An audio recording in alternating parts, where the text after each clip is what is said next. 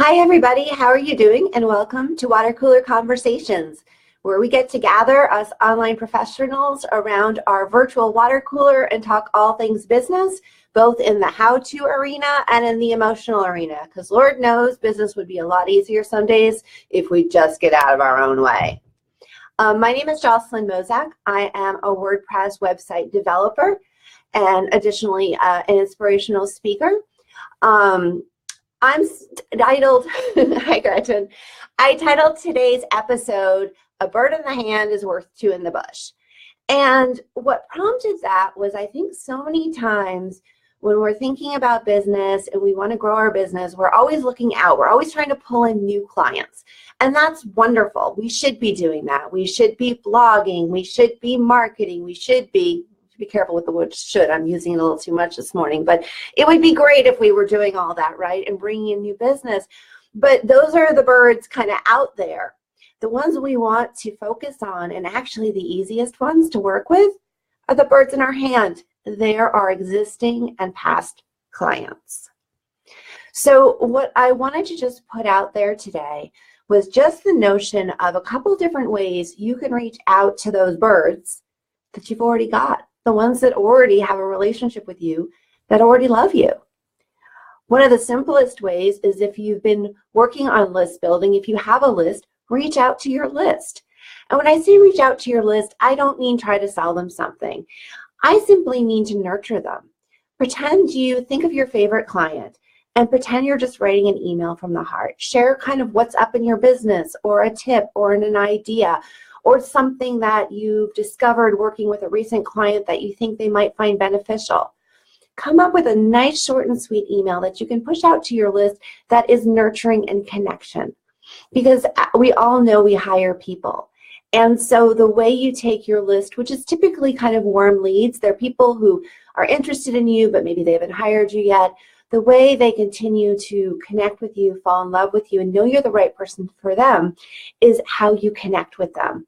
And so don't be shy to share what's going on. I mean, spring is happening. I know next week I will be out on spring break with my boys.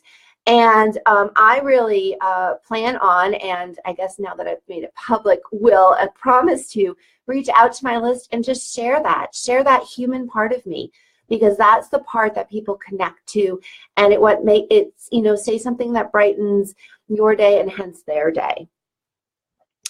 Another great way is contact existing clients. So again, we tend to sort of do a one and done, right? We think of our clients, okay, they hired us, we serve them, we're done. But it doesn't need to end there. Reach out to past clients, brainstorm. What are some newer services you've brought on into your business since you worked with them last that they benefit from? Or go check out their business, or, in my case, as a web developer, I could pop on and check out their website. But brainstorm and think about something that you offer, do, what kind of support, and then write them an email sharing this with them. And one of the most important things, again, in writing this email is very similar to what I'll suggest about your list, is say it in a very conversational, very, hey, I'm thinking about you way. I was chatting with one of my clients, and she had this great offer she wanted to share, and so she wanted to sort of almost create a sales letter and then say, hey, past client, go check it out on my website. And I said, have you worked with this client? Do you know this client? And do you already know what piece of that service will really resonate with them? Don't just send them to the webpage. Write them a note that simply says, 2018 is off to a great start. Can you believe it's already the beginning of spring? So much is happening in business. This new thing is, available. It made me think of you. Here's how I think it'd benefit your business. Can we schedule a time to chat and maybe, talk about how this could benefit? Take that bird in the hand. The bird in the bushes, we'll look for them. We'll mark it. We'll keep pulling more birdies in. But remember, the birds in the hands are your easiest, your best clients. They're already your fan. And then finally, make sure you nurture those most recent clients. So again, as a web developer, those would be my clients, let's say, that are in the first year out, especially I built a website for them. So I built the site, they're all excited, and it's so easy to just kind of let the project be done. But your best clients are those that have worked with you and love you. They're the ones that will come back to you for future business. They're the ones that will refer you. So stay top of mind. Reach out to those clients and share, just again, very similar to what I do with the list. It's not for sales in many ways. It's more about relationship. And when the sales enters the conversation, because you have that relationship, it will come from a very authentic place. Never write, again, a salesy letter, especially, I mean, a website is going to be somewhat salesy. Social media will be somewhat salesy because in some ways you can't craft it to that exact person. But as much as you can, make all of your material be relationship, because we hire those we love, we hire those we trust. At the end of the day, they love you, and then you happen to provide the service that they need. So that's kind of my thoughts. Thank you for the thumbs up. Appreciating it, guys. I'm seeing a lot of names pop by this morning, so this is good. I haven't been here in the last couple of weeks. I've kind of been underground doing some deep work on my business that you'll be hearing about later.